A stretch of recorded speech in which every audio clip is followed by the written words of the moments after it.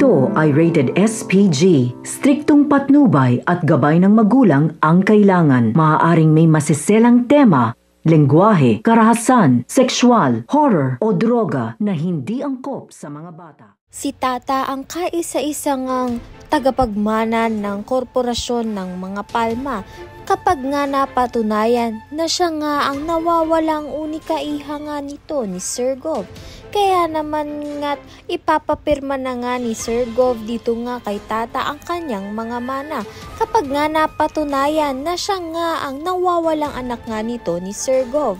Dahil patuloy pa rin nga ang paghahanap nga ng nawawalang anak nga ni Sir Gov. Marangyang buhay nga ang naghihintay nga dito kay Tata.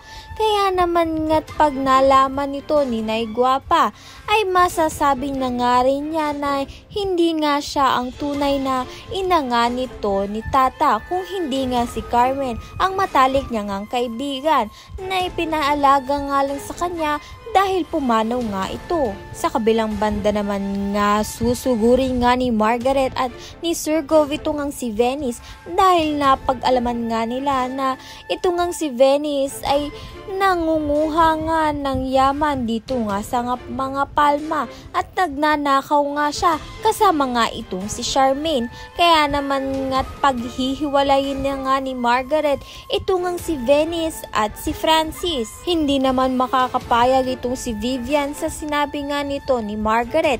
Kaya naman nga't ang gagawin nga nito ni Vivian ay sirain nga ang buhay nga nito ni Tata. Ayan at iba pa ang dapat nating pakaabangan. Maraming salamat sa iyong panunood.